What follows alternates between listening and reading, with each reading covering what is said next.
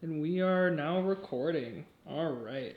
So what I'm going to be doing today is I'm going to be asking individual questions of both of you, and then I only have a couple questions that are for the both of you. But that doesn't mean that if there's anything you guys want to add that's directed at either one, you can't answer it. If you have an answer that you want to say to it, um, feel free with any of it if you have an input.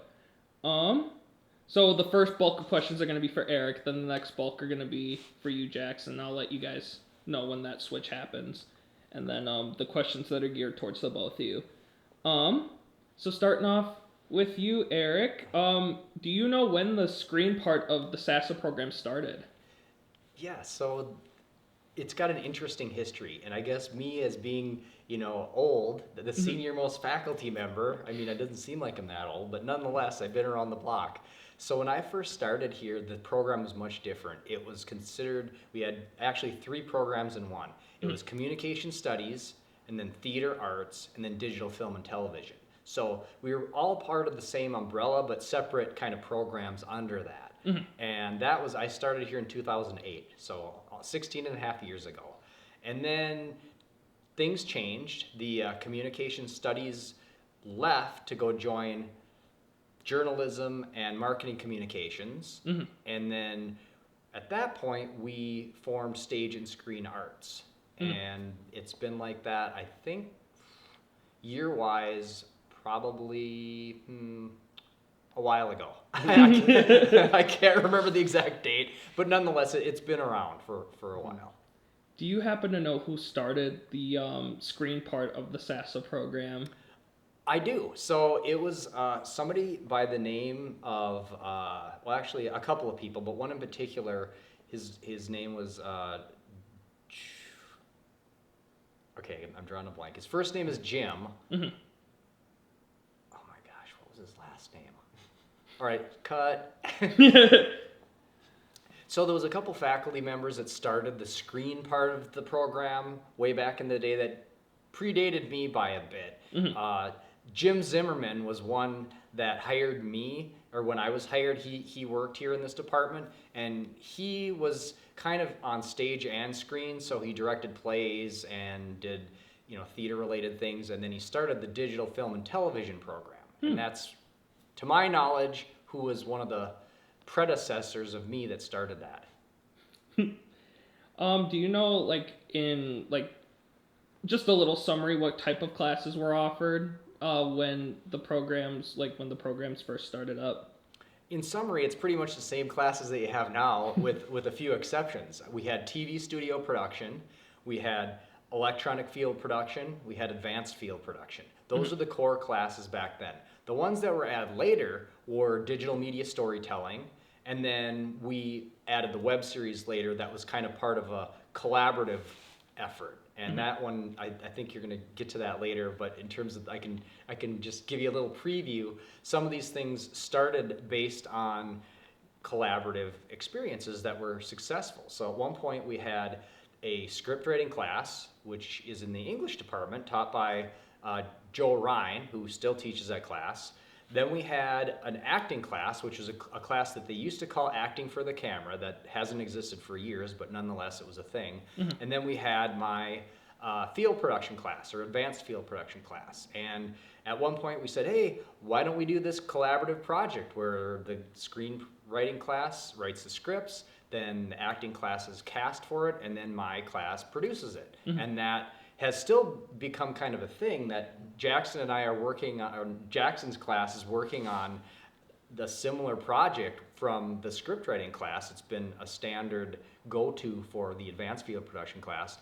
But the web series was also born out of that idea of like, hey, there's lots of moving parts that contribute to this collaborative effort, and that's what it is. So we already talked about the merging of the programs and about the time when that happened.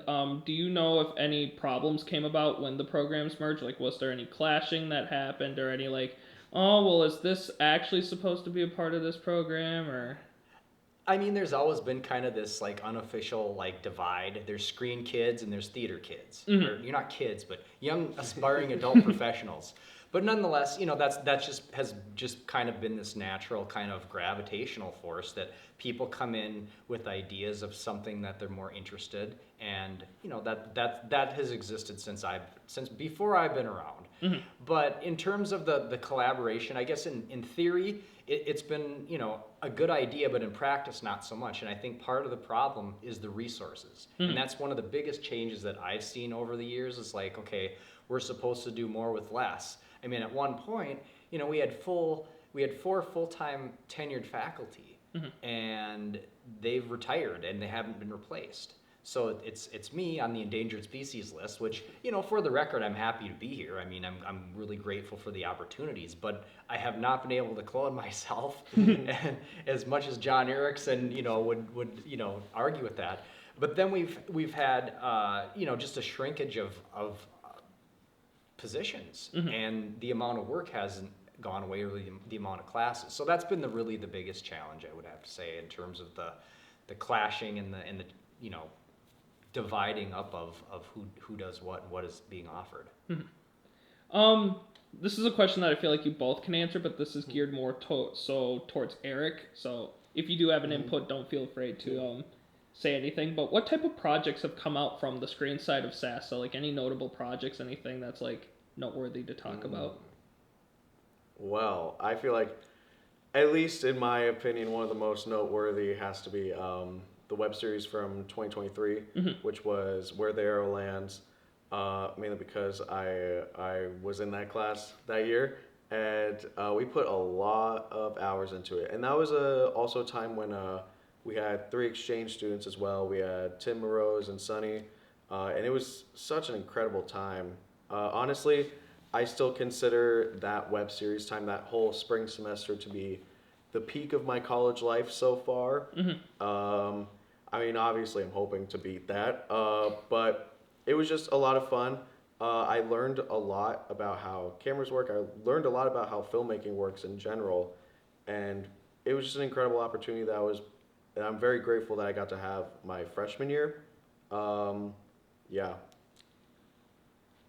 Do you have any input, Eric, on any notable projects that came out from? Yeah, absolutely. So I would have to agree that the web series has definitely been a highlight for students and for me over the years. Every one is a little different, and they all have their challenges, and they also have their rewards. And to me, that's been the notable kind of progression. And like you mentioned, with the students that are involved with it, really impact the outcome. So we've had this exchange program that you mentioned that, in fact, I just saw Morose, and he says to tell you hello. Aw. I just returned from Germany a few days ago for an international media conference. And to me, that's really, heartwarming to know that those relationships have made such a huge impact on current and former students. A few other notable, I guess, collaborative types of projects we've had some international things that have happened that I'm hoping we would have more of. It's just the challenge is the logistics of getting people together. But we've had some pretty great collaborations over the years with some of our international partners from Volda and Rhein-Main University in Germany. There's some things that were kind of like one and dones or short terms that I kind of thought were really great that could, I think, potentially come back and benefit students. There's this one thing that was called Destination, which was an alternative spring break where students would travel to a different location in the United States and sometimes internationally to do service learning based on a certain type of subject matter. And I had the privilege of going 2 times with a group of documentary students over spring break along with this other group of students. And one time it was to Cleveland, Ohio to learn about homelessness. And another time it was the Smoky Mountains of Tennessee to learn about sustainability and Native American cultures. And those are the types of things that, when you're out there embedded outside of your comfort zone, outside the classroom, in a different culture, in a different, setting, it really tends to help you get to know your, in my case, fellow students and staff members. But it was something that I certainly would never forget, and neither will any of the former students that were involved with that. So anyway, those are the kinds of things to me that stand out, and also just in general. I was just mentioning this when I was over in Germany at the media conference, and I was teaching 3-day class with some German students. I said, look, at the end of the day, when you think back to your experience as a student, chances are pretty good you're going to remember the projects versus what grade you got on that one quiz, 3 years ago. So to me, that hands-on experiential learning is really incredible and invaluable. I want to add on as well. Last year, there was a project that premiered at the Stage and Screen Arts Gala, and it was Sinners in the Hands of an Angry God by former Focus President Sam Jacobson. And that was just incredible. Like, it was a full feature film, a Western, and I don't know if this is being posted to YouTube or something, but if you have the chance, go watch it. It's incredible. Yeah, it was a lot of fun to see that, like, this guy started out basically where I am today and was able to make this passion project of his. So it was really cool to see. And that speaks volumes about the relationships that you make when you're in college. I mean, the vast majority of the people, cast and crew involved with that project were all alumni from UWRF, and they're still friends to this day. And I think that's so incredible because these are the collaborators and friendships that you're going to have for life. You guys actually gave me a perfect segue here, because the next question was about notable alumni. So, like, are there any notable alumni? And if so, like, what are some things that they have done? Any types of, like, awards they have won or types of projects they have been involved in? Sure. That both of you can answer if... Do you want me to go first? I can start off right. because I feel like you know some of the older folks. I'll go with the older ones. Yeah, sure. So for me, my freshman year, I came in and I was brand new. I didn't really know anything. The only experience that I had with filmmaking and camera work was a Canon XA20 camcorder camera that we used on our high school news program, and that was it. And I came in here and I learned so much thanks to Focus President at the time, Sebastian Kulo. They just completely welcomed me in with open arms, and basically any project that they thought was worthwhile and they thought was great, they wanted to work on, and I really admired that. And I just admired the way that they kind of ran things as well, being less of a kind of like true president and more like a I'm just another member kind of person. And also, like, Seabass was also just really helpful when it came to a passion project I had myself, where for my own personal YouTube channel, I wanted to make a Christmas special video, and Seabass helped out with that. And I remember when we got done filming, Seabass told me something that I'll get to later in my section. But he said something to me that really stuck with me just all these years, and I'm really thankful for that. And then there's also Wes Pop. He's taught me so much about this camera we're recording on right now and just cameras in general and lighting. And I'm really thankful for that. He just graduated recently, and I'm very happy that I got to learn a lot of the things that he taught me and he taught everybody else. And I'm just glad that I got the opportunity to work with him as well. Yeah, and I'd have to say that just speaks volumes about this idea called peer mentoring, which is, when I can talk all day about certain things. I mean, I've been around the block and back, but when you're out there doing it and you're learning from your peers, and oftentimes the mistakes happen, and then those are the things that you never forget because you can correct those. But that's really great that you've had that experience and you'll never forget it. I'll just name drop a few here, because one of the things that I really pride myself in doing is bringing in guest speakers. And I have this deal, and it applies to you and it applies to you, that at some point in time when you graduate and you're out there in the biz, you come back as a guest speaker, because it's really inspirational to hear what you've been doing since graduation. And I have the senior capstone class that it started during the pandemic, where because we couldn't meet in person, I have this collection, this archive of guest speakers. And it's so great to kind of, hear those and hear their stories. So one of the most notable ones that barely crossed paths with me, it was his last semester, my first. His name's Ryan Stritty. And this was back in the day when the NFL had a training camp on campus with the Chiefs, the Kansas City team, the football team. And Ryan was kind of a dual major. He was like I guess you call it health and human performance, or FIED, and digital film and television. And so he got an internship with the team, and that led to his career with NFL Films. So he's won like, I think 17 Emmys. He's been to all these Super Bowls. He's worked with like top tier people at HBO. I mean, I'm name dropping, but it's so cool because he's been a guest speaker, and it's really great to kind of see that success. Another one that is notable that was a guest in my class is Andrea Scanlon. So Andrea's story was that she was here, and we went on a field trip where he's talking about field trips with TV studio production, and we used to go to KSTP, to Twin Cities Live, and they had this like fortune teller on, and Andrea got her fortune told, and it's like, you will like leave and come back or something like that. She left here to go to Mississippi University, and then she hated it and came back, got an internship with Twin Cities Live, graduated, went to work for a local, like a shopping channel, and then took the leap and went to LA. And she eventually got in with the Dr. Phil show, and now she's with the Screen Actors Guild and has been a producer for the Dr. Phil show. Those are some of the top like ones, but there's other ones like 3 weeks ago now, I had two former students that work for my alma mater, Town Square Television, where I grew up, basically first job out of college, and worked there for 13 years.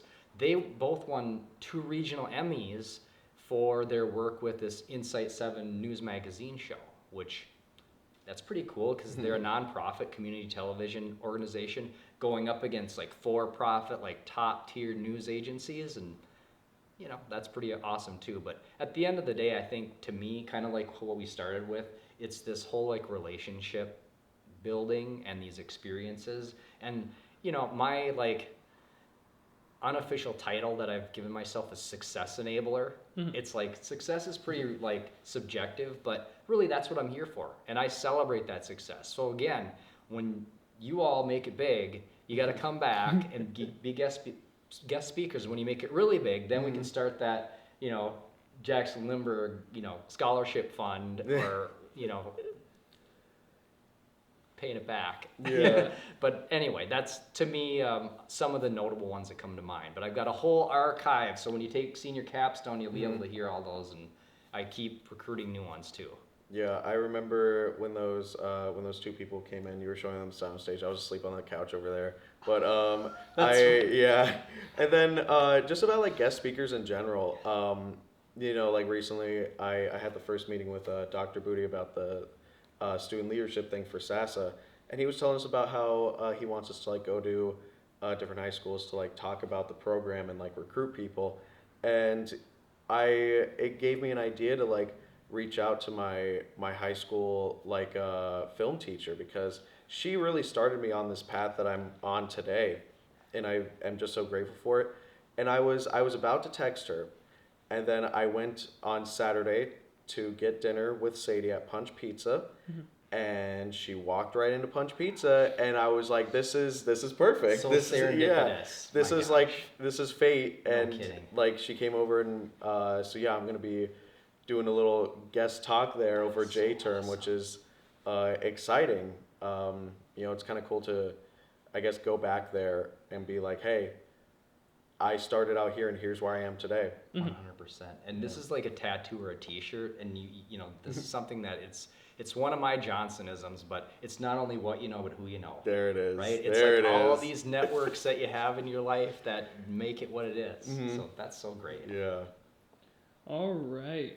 So what are your hopes for the current students that are in this program right now? Well, my hopes for the current students are, like for every student, to be successful, to be engaged, when you're done at the end of the day, to find that you've had not only an engaging experience, that you've learned a lot of things, but just like we've been talking about, these experiences, these relationships, these things that you're never going to learn everything in this relatively short amount of time, but it's designed to build a good foundation so that you're critical thinkers, that you're creative storytellers, that you can be confident regardless of where your path leads you to find it. And I think to me, that's my hope and dream for students that come and go. And it's kind of, for me, this position that I've had now for 16 and a half years, it's always bittersweet, because it's like I get you for like 4, maybe a little more years, but then it's like Yeah. goodbye.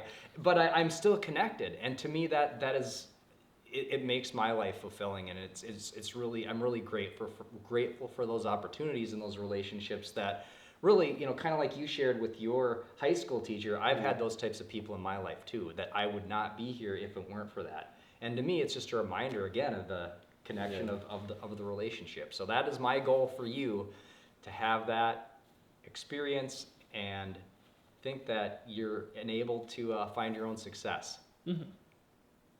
What is the current state of the SASA program in terms of, like, how is it currently standing? Do you think it could be going in a better direction? Do you think it's in a good direction as it is right now?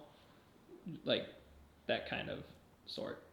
Well, I mean, I'm gonna self-censor and not say something inappropriate. I'm not going to say something inappropriate, but nonetheless, I think it's pretty well known that all around there's some struggles, like financially. That's probably the biggest thing. And what it comes down to is the resources. And we've just celebrated some milestones in our department of some folks getting some promotions, and I think that's pretty remarkable. And to me, it's just kind of a testament to the quality of people that we have. You know, it's one of those things where we have to have a reason to do what we do. And for me, it's you. I come here because of the students, because it's, again, really gratifying for me to have this opportunity to share my knowledge and experience, and then give you new opportunities to learn and do and practice along the way.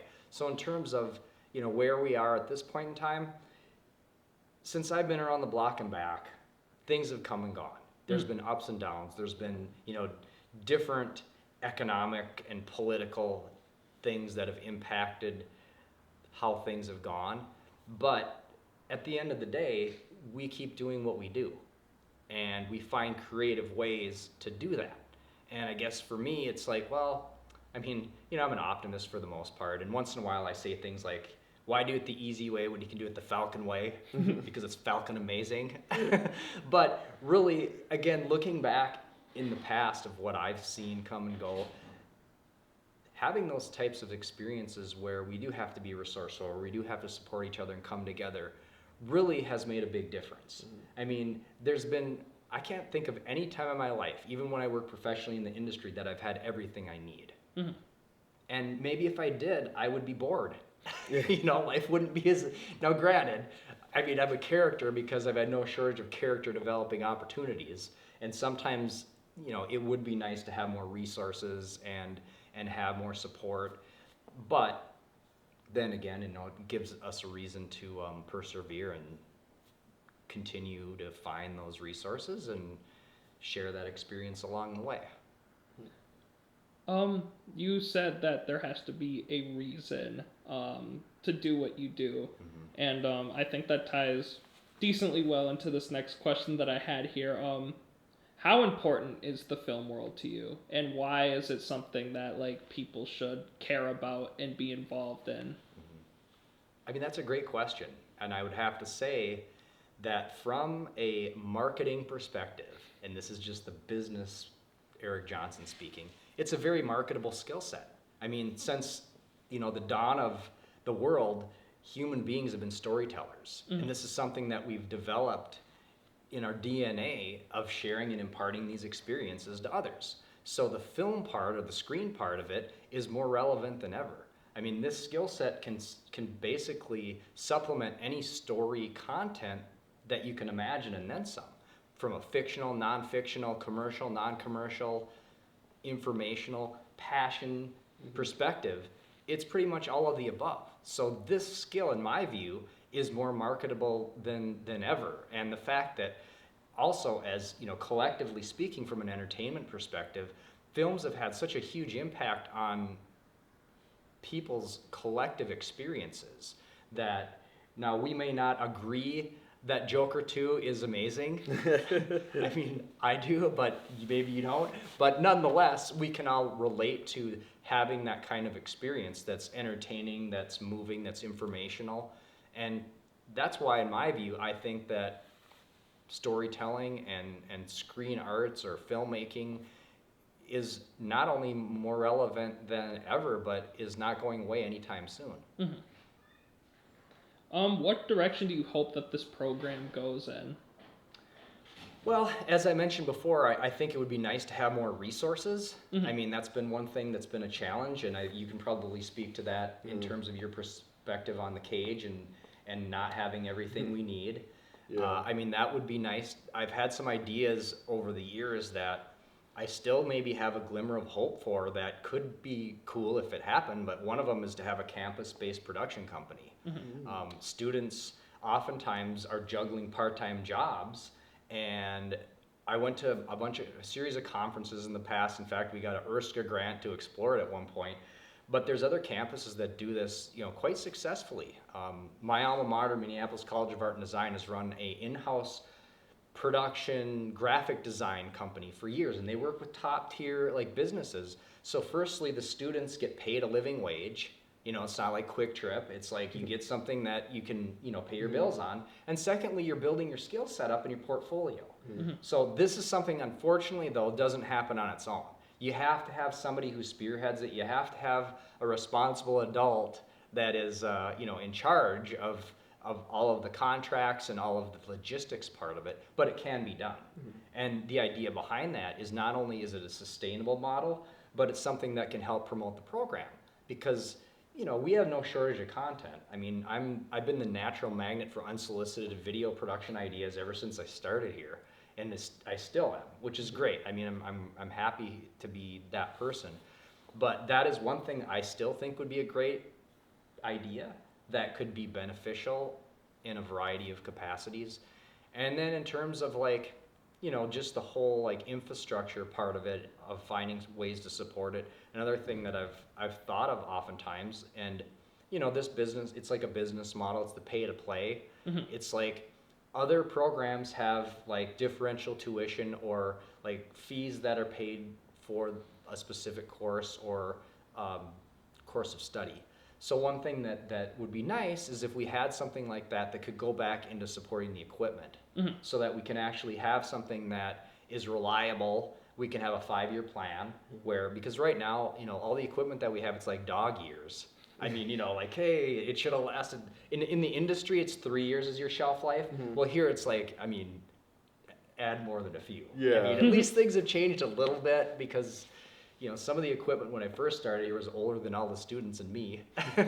But we've had some windfalls along the way of some, things that have helped. But we can definitely use more resources in that regard. And again, back to that creative resourcefulness part of it. We've been really great. Focus on You has been able to get some great equipment, and that's been beneficial to not only Focus but other students. But I think to me that would be really nice to have that kind of more of a solid plan of what we can expect for that part of it. And that also influences the curriculum, because we've had a couple things over the years that were one and dones, but we had a cinematography class where we hired 3 guest cinematographers to come in and use the Red camera when we first got it. Wow.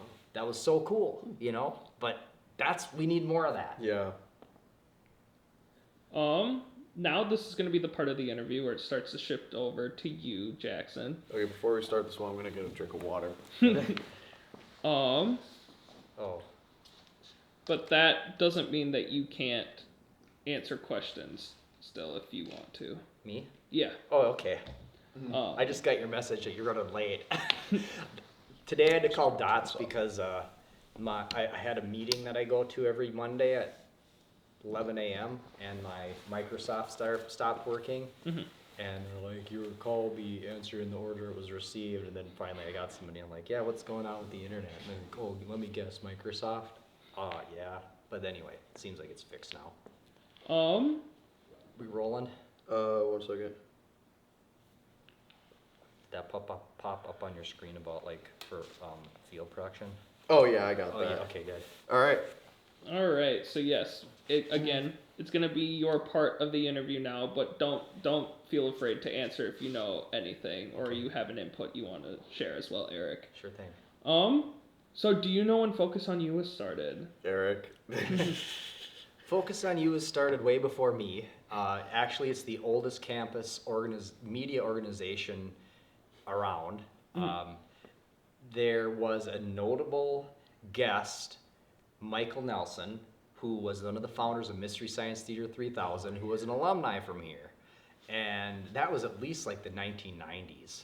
I mean, that's kind of how old it is. Yeah. At one point, and if you ever get a hold of Seabass, if you're tuning in, maybe you can answer some of these questions. But we had like a box full of tapes, like videotapes from Focus on You. And it was VHS, and it was Super VHS, and it was 3/4 inch, and mini DV and DVD.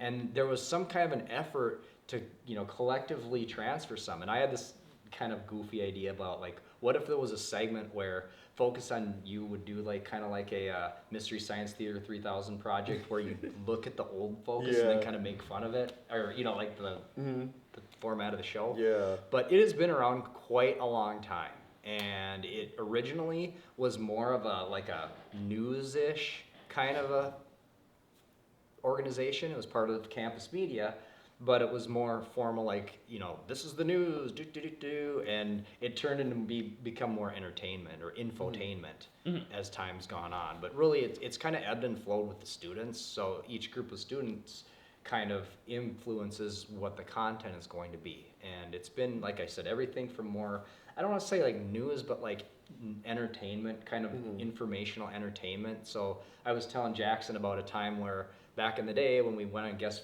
or field trips, and they had a person from the show Twin Cities Live on as a guest for Focus on You. They had live musical entertainment, and then they had Jimmy Francis, the mayor of South St. Paul, who was with the Winter Carnival, come on. And then the hip-hop artist did a rap battle with Jimmy Francis, impromptu. Yeah. I mean, it's incredible. But anyway, yeah, Focus on You is definitely a legacy, and it's so great to see it still going. But it has been around the block and back. Do either of you know who started the Focus on You? Would that be the same guy, the Mystery Science Theater guy? Well, no, he didn't start it. He was just a guest. It might have been Jim Zimmerman, the person I mentioned before who started the digital film and television program. It might be him. I can't say for sure, but he was old school when I was young school, and he hasn't been around here for years, so I'm guessing it could be him. It could have been him. All right. There's like multiple Focus on You generations, because every once in a while there's a question that comes up from like somebody that was from way back in the day, like, do you have access to this, that, and the other thing? And I kind of wish we did. I wish there was like an archive somewhere, but We do. Those tapes are still in the office. oh, no way. Yeah, they are. Wow. Yeah. Okay, so we've got to talk. We gotta Yeah, look at those. I'm right. gonna close this door real quick. Yes. Yeah. I sure hope the shotgun mic didn't. But yeah, those pick up tapes, too much. like I found them the other day. They are Wow. still in the office. So there's a guy that just hit me up. I mean, speaking of serendipity, he's like, his name's Ron, and he's a guy that he's with this media legacy like organization. Back when this whole thing was like reorganized, we like donated all this old school equipment to him. And what he does is he takes that, fixes it up, and then uses it for archival purposes, like tapes and all that kind of stuff. So maybe we could talk to Ron and make, hey Ron, let's Yeah. work out a deal. That would be cool. Because that's the thing, like somebody, again, Seabass was around, but there was a guy named Seeger Mason, who he was the cage manager for a little while, and he started working on that project, and then it might be somewhere in the Focus office. Yeah, probably, honestly. Yeah. But it's definitely quite a legacy. How involved is the student organization in terms of the SASA program? Oh man, I feel like Focus on You is like the place to go if you want any experience with film. There's obviously Erik's classes, but that's only like very specific times of the day, and that's really only for SASA students. Like there's only a couple Erik classes that are open to any students, like TV studio, the documentary production class, and web series are open to anybody, but mainly for SASA students. Focus on You is open to anybody. Like anybody can come in, want to learn how something works, and they can just do it. We're always very welcoming to anybody that comes in, even if you're brand new 1 week before the semester is over. We're still gonna invite you in and want you to be involved in some way. But Focus has truly become like the way to get involved with filmmaking in general in the SASA department. Whereas like on the stage side, you have multiple different things. You have like the staged reading, you have the department production, and then you have like the maskers production, and then maskers in general. Whereas with on the film side, you really just have focus. Used to be the 48-hour film festival. I know, right? That was such a bleep. Anyways, Yeah. next question. Well, and so here's the thing. There are ideas to bring that back. Yeah. And wouldn't it be cool if, like, I mean, this is an idea I had, and I ran it by some alumni, including some of those folks that you were name dropping before with that Western movie. But like, what if we have alumni come in and then tag team partner with current students to do the 48? Ooh. Like almost like a team captain Yeah, in a way. yeah, like a team captain. They come in as professionals. They have their own gear, and then the students are paired. That would with be fun, actually. Yeah. So Given let's make that happen. that this is going to the interweb, Yeah. do you guys have any quick ideas on how we could potentially try to rally to get 48 Hour back? Yeah. Oh, I definitely think that it's Sure. an event that Focus on You would love to sponsor and even put on, like Yeah. a Focus on You 48-hour film festival. Let's do it. I want to do it. We could even make it like a 72-hour film festival to give them like Friday, Saturday, and Sunday. We could even make it like a 1 week long film festival where you get 1 week to do it. But yeah, I want to do it. I think it would be a lot of fun. Mainly because like the 2 years before that I was here on campus, I didn't do it. I always told myself I'll do it the next year. And that next year wasn't possible. So I think that kind of just shows like, don't count on stuff to be there, and don't take it for granted. Well, and here's another thing that you just kind of reminded me of, another idea that I've had for recruitment. So what if, okay, we've got the alumni, we've got the current students, and then what if we had the high school students? Like, when you were in high school, like, Yeah. what would have that been like? I mean, it would have been like, I don't even know. I just remember taking a filmmaking class where we did make short films. So yeah, it could be something like And it's that. the thing of it is the selling point of the 48 hour was, firstly, it was short-term commitment, long-term payoff. And because there's always something else going on, it's trying to find a weekend that doesn't conflict with something else, Yeah. which isn't easy. And that's what happened last time. It was like, the last time we had it, there was like 3 other things going on, and it was the shortest, smallest turnout ever. And it's like, well, I get it. We partnered with student involvement, and the reason for that was resources. Like, they had the space, they had the means of promoting it, and they had the free popcorn. Yeah. And so that was, but we brought in alumni guests as judges, and that was always kind of a fun thing. So we should totally bring that back, I and think Focus we on should. You can spearhead that. That'd be incredible. I think we should, yeah. What are some notable things that Focus on You has done in their time? There's a lot of notable things that Focus on You has done. Like Eric was saying, they've had a lot of notable guests on, but in my time specifically, we've done a lot of great stuff, especially with our finale episodes that we did. The Christmas episode, Focus Saves Christmas, will be one that I'll always love because I directed, wrote, and edited and produced it. Was that the one where I was like in COVID times? Yeah, Okay. it was the one where oh wait, no, that was the one with Austin. Oh, that's right. Yeah, this was the one where you were in the cabin and you were like all in that's your cold right. gear. Yeah, and that was a lot of fun, and that's just an episode that I remember having a lot of fun with, and a lot of people really enjoyed. And then yeah, the one with you in COVID times, that was Across the Focus Verse, where it was a multiverse episode, and Time travel. that was the one that Austin wrote and directed and edited, and it was incredible. It was so much fun to see that come to fruition, and that was just a fun episode. So I think those are really, in my time at least, 2 of the biggest projects that I think we've done. Also, the most recent Focus episode, the one that we created this year, is honestly one of the best ones we've had in my time of being at River Falls and in Focus in general. That's awesome. And I'd just add, like I mentioned before, it's all in the hands of the students. They're the ones that drive the boat when it comes to the content.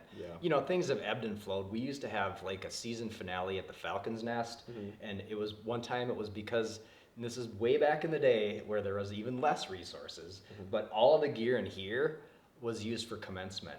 So it's like, oh, we used to have it in this space where there'd be a live studio audience and a band, and like the set was like the set for the entertainment. But we had to go over to the Falcon's Nest, and we rented a truck from Town Square Television, which is pretty great. But it was December 13th, 2013, because it was Friday the 13th. Oh, yes. And I had some bad luck that day.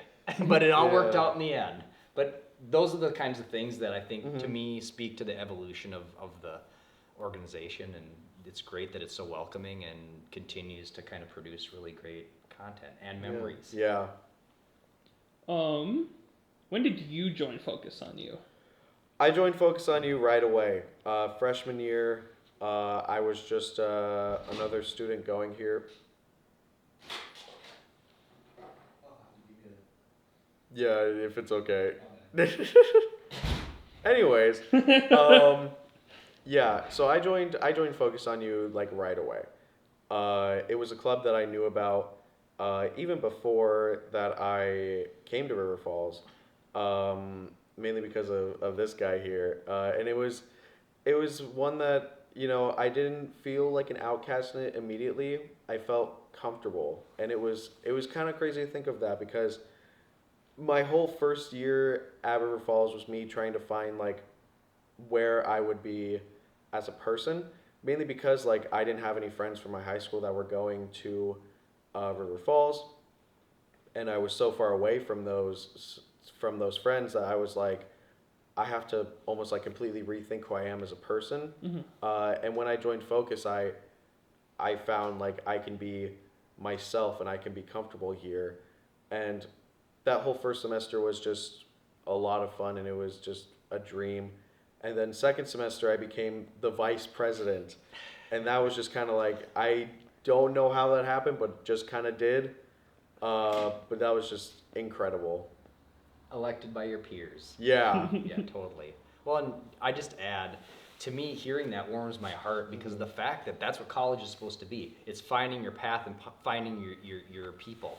And if Focus on You can be that, then that's incredible. Absolutely, yeah. How has Focus on You changed since you've been involved in the program? Oh man, Focus on You has changed a lot. It started out as just like a news show, almost like just like silly fun interviews, and then it became this almost like comedy sketch show, almost like SNL or something. And I feel like it's changed a lot. We've also been able to do a lot more since then. So like, since I became president, we used to do like these trips. So last year we went to the Wisconsin Broadcasters Association, and it was all right. It wasn't something that was for us today. We were more going down an indie filmmaking route instead of like a news live broadcast type of thing. So instead, to kind of replace that, we've been doing like these movie field trips, and that's been a lot of fun. And I can already tell that people like that a lot more than the like go away for a weekend type of trip, which it was fun to do that, but I can tell that it's less commitment when it comes to like the movie field trips, and it's just more fun because then it's like if you miss one, there's going to be 3 other ones that you can go to, so you don't have to worry about that. Well, and the logistical challenges. I mean, at one point, we took a field trip to Las Vegas. And it was awesome, but it was a half a year's worth of planning. Yeah. And, those are the kind of things that they're great and all, but they're not as inclusive and way more work. Yeah. But nonetheless, kudos to you for finding those like regional things that are still engaging and, like you say, offer more opportunities for more people to get involved. Yeah. And then a follow-up question to that: how has it changed you as a person since you've joined? Oh man, well, Focus on You and just the entire SASA department in general has really changed me as a person. I've learned so much since I've been here, and like it really is a lot of like you almost teach yourself. I've learned a lot from Erik's classes, but I would say that the bulk of what I've learned is just from doing it. Mm. You know, being in focus, being a part of web series, being a part of the documentary class, it's just learning how to do stuff and what works from just doing it. And I've learned that, you know, I always knew that I was a hands-on learner, but this definitely cemented it. And I learned that, you know, in high school I was kind of thrown into a director's position for the news program, and I felt like it worked, and I felt like I was decent at directing. Mm. But then now that I'm president here, I learned about myself that I can be a leader, and while it does seem scary, I feel like I can do it. And I've also just learned like why I love filmmaking. I've learned that, you know, I love being able to tell these stories that you couldn't do in any other medium. And if you do try to do it in any other medium, it's not going to end up the same way. And I think this SASA department has really just changed me in that way in general. You know, River Falls was the only school that I looked at and applied to. Mm-hmm. This was it. I applied to it. I looked at it, saw the SASA program, and in June of 2021, I don't know if you remember this, but we had a Zoom meeting where it was like me and my parents, and then like talking with you over Zoom about like just the SASA program in general. Oh my gosh. I Yeah. just totally had a flashback. Yeah, right, yeah. because it was like COVID times, Mhm. and oh man, It was a that's lot crazy. of, yeah, it was Wow. so cool that I got to do that. And I just remember being like, this is the school I want to go to. This is my place. Mhm. And I applied, got in. And I remember being the first person to decide and be accepted to where I was going to go in my graduating class. And yeah, it was incredible. That's so amazing. And now here you are. Yeah, and here we are. That's like what I said earlier about this cycle of Mhm. like for me, like you know, high schooler, freshman, Yeah. sophomore, junior, senior, graduate, amazing, award-winning. Yeah. And you know, to see this whole cycle of life go on, it's incredible. Hmm. So good for you, and congratulations. Yeah. And you know, you've got a bright future. Oh, thanks, man. And then like one time I was here on the weekend, like I had to come in and pick some Oh, gear up, yeah. and then I'm walking down in my car, and all of a sudden I see Jackson and the entourage walking. You know, all the fam, like It grandma. was my whole family, Yeah. my parents, my sister's fiance, my grandparents. Yeah. It was so great, you know, and it's like, wow. And they probably said, hey, that was the guy that we saw on the screen in 2021. Yeah. I'm like, Uh, yay, Raiders. So I originally had this question formatted as how important is focus on you to you, but I think I'm gonna reformat it a little bit because we're talking about just River Falls Mhm. as well. How important is focus on you? Not only that, but how important is River Falls and this school and this community to you? You know, it's not always about what you know, but who you know. It's really let me gain this opportunity of being able to meet some incredible people and be a part of these incredible projects. You know, I especially look back at the web series and I watch it and I'm just like, I did that, you know. Mhm. I may not have had the biggest hand in making it, but I did that. I was a part of it. And that's so cool. You know, I would always I remember right when we got done making it, I showed it off to my hometown friends from high school, and they were like, dude, you did that? Like that was insane. And I think just River Falls in general has been so important to me in finding myself after high school and like finding who I truly am and who I want to be in my life and my future. I'm so thankful for this opportunity. And you know, to circle back to that Christmas party episode I made with Seabass and what they said to me, you know, we filmed 2 versions of that episode. One that would go on my YouTube channel, one that would be for Focus. The Focus one never got released, but I'll probably upload to the Unfocused channel. But while we were filming that, they told me like, I'm just gonna, like no script, I'm just gonna go for it and you'll see what I say. And so we start going with the scene, we're recording, and Seabass looks at me in character and goes, you know, when I graduate, I'm going to hand this thing off to you. And that was like, to be a freshman first semester and have the president tell me that was kind of crazy. And I was like, this is insane. what is happening, and now we're here, and instead of, like me interviewing Eric about this school, I'm being interviewed with Eric about this school. Mm-hmm. Yeah. That's so awesome. Yeah. I love that.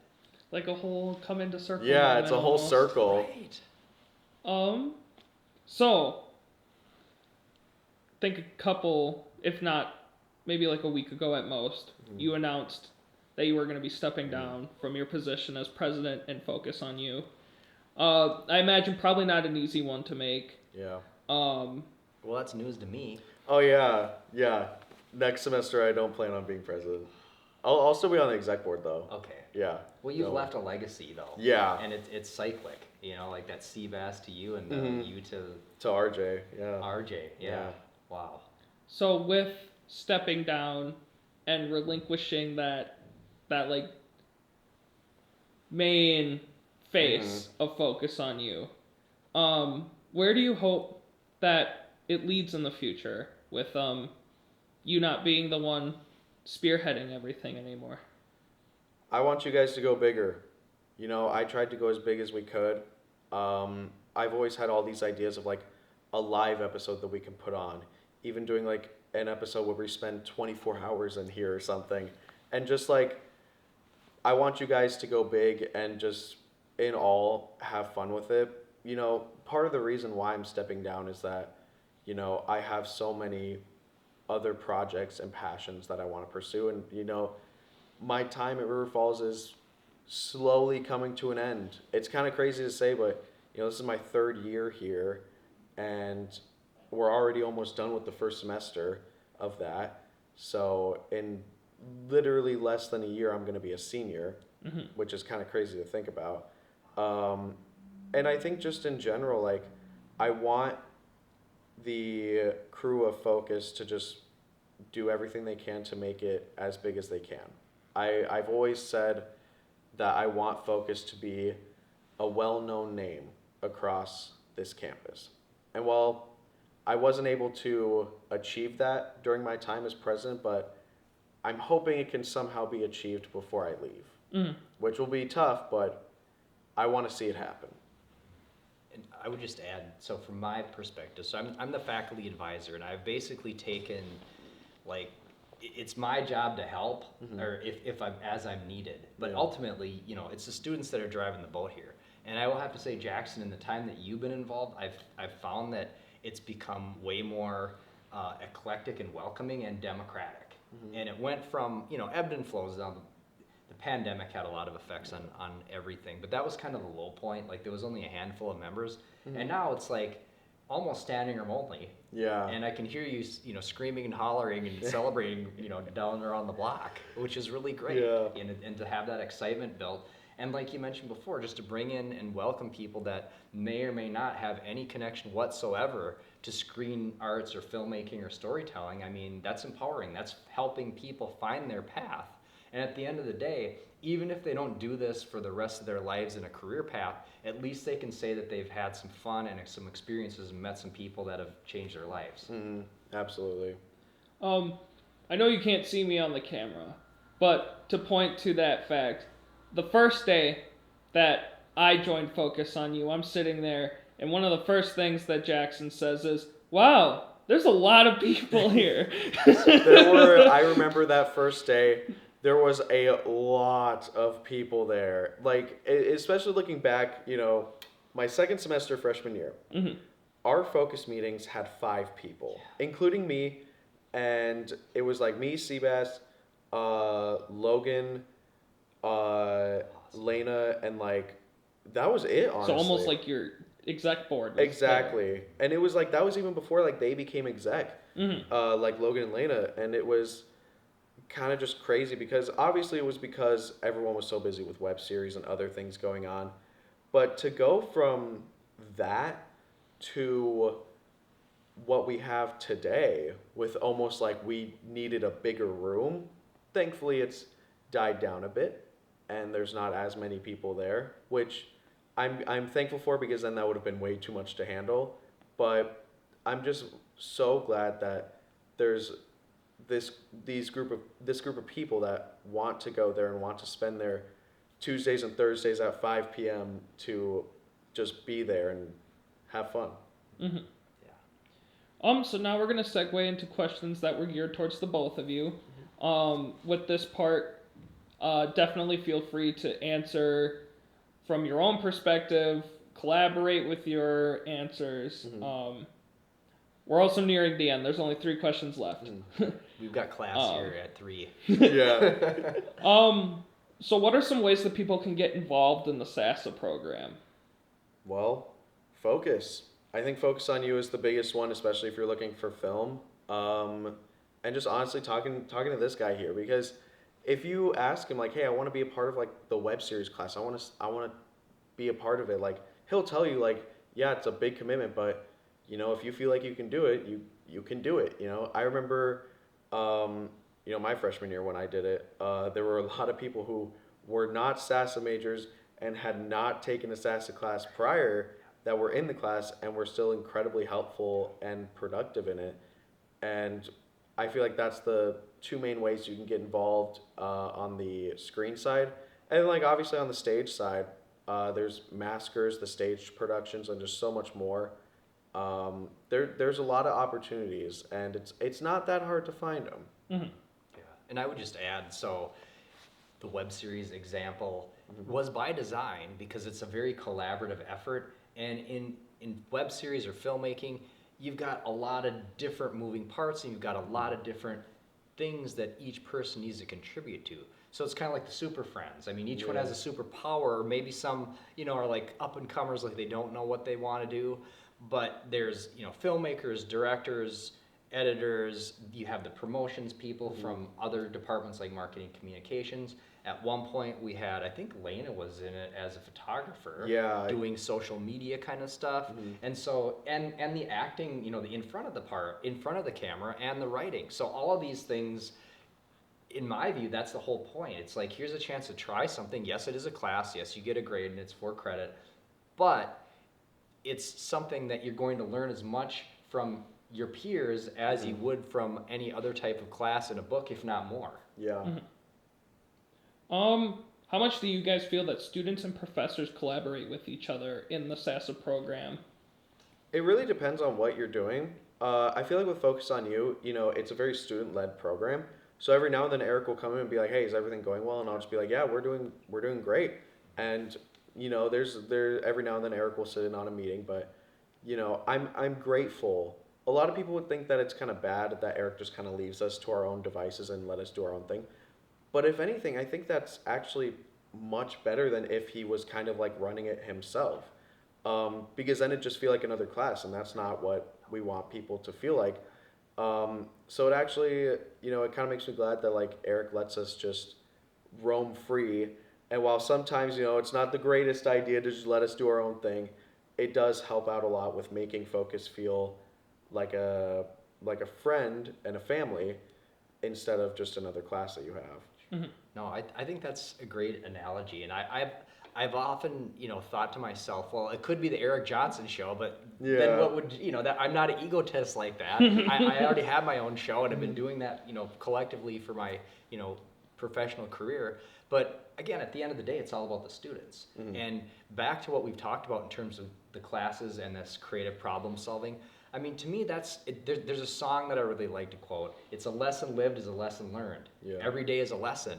So if you're out there learning from your peers and you're doing things, yes, you've learned some foundational things with the classes where you've got these, you know, history and technical and exercises, and then you're able to do that. But then you can take that and do something with it that you're interested in with your peers. And to me, that's part of, is equally as important of learning as a class or what grade you got on, you know, chapter 27 quiz. And I mean, to me, that's really where it's at. So I'm really grateful to have that point. And it's also, it's nice to hear that, like, okay, I've thought of that at times. Yes, I'm an official, you know, advisor, and I've had advising training, and I sign off on the budgets, and if there are any issues, my door is always open, but I don't want to be an interloper. I don't want to be a puppet master. I want to be an enabler and a supporter, which I think hopefully that is working okay? No, it's been working wonderfully. All right, we are gearing up to the last question here. So this is like the last big hitter that we got here. Do we need to do a drum roll? So it's if there was one thing you could say to new or incoming students of the program, what would it be? Get involved. Just do, even if you're on the fence about it, just do it. Talk to Erik. He is the most welcoming man I've ever met in my entire life. And he is just like, he's for the students. He's here for you and he's here for your success.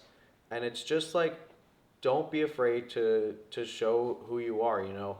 We're film kids in here. We're theater kids in here. We're weird. And that's okay. That's who we are. And that's really like something that I've learned over time is like, just welcome everybody in with open arms and be ready to be welcomed in, you know. And obviously, like if you're looking at film, join Focus. Even if you just come for one day and you're like, oh, it's not my thing, you know, at least you tried. You gave it a chance, and that's really all that matters. So try to get involved and just do as much as you can without overexerting yourself. And I didn't pay you to say that, did I? No. My pockets are Okay, empty. Okay. I would just add to that. There's another song that I like to quote that is, it's better to regret something you've done than something you haven't done. So it's like one of those things where even if you've got the smallest inkling of interest, just give it a shot and see if it's for you, because those are the things in life that it's better to try it and find that maybe it isn't for you than discover your true passion, and that has opened the doors of the rest of your life. And that's been the case for me. I only have a few regrets, and trying new things is not one of them. And I really appreciate those sentiments and feeling welcomed, and often extending that to anybody else that's interested. Yeah. All right. Any final words before we wrap up the interview here today? Ooh, I'm so sorry. Yeah, It's just okay. one more. Man, any final words? That was his doppelganger. That was Logan too. Right? What class is this for? This is for collaboration in stage and screen arts. Oh, okay. Because when I took English 100, we had to write a paper about, you know, a prominent figure in our life. And a bunch of people were doing like their parents and stuff, and I was like, oh, I could do that. Or I wrote my paper on Seabass because they really changed my life and showing me like what opportunities I have in this department. And, you know, now I'm kind of sitting here in basically what Seabass was doing for you. And it's kind of crazy. It's a full circle moment again. But my final words would be just like, I'm so grateful for everything I've gotten to do in this department and everything I've gotten to do with these people and in Focus. And I'm going to miss it. Like I'm scared for when that day comes when I have to graduate and then I'm done here. And I'm obviously excited for what my life holds afterward, but at the same time it's like, can I just keep doing this? Do I have to go? But yeah. Well, there's a saying that's another quote that I was just thinking about. It was on a wall of the place I was just visiting. It says, don't forget to stop and smell the roses, because time goes so fast in your lives. And you may not think of it right now. It's like, oh, wow, you know, here I am. I've got a class in 27 minutes or whatever. But you're going to blink, and then you're going to be in the next part of your life. So taking full advantage of those opportunities, making friendships, taking risks, getting outside of your comfort zone, trying new things and discovering new things, to me, that's really where it's all at. And my final thought is something that I was imparted with through some former Focus on You people that you've name dropped, is be real. Oh my God. I've been saving this one up. I mean, man. and this is an international thing now. I go over, I was just at a media conference and they're like, hey, it's the selfie king. Oh my God. Oh yeah, that's me. All right, so can we get our be real? Yeah, Yes, we let's can. do it. Oh, I totally, this is a perfect one.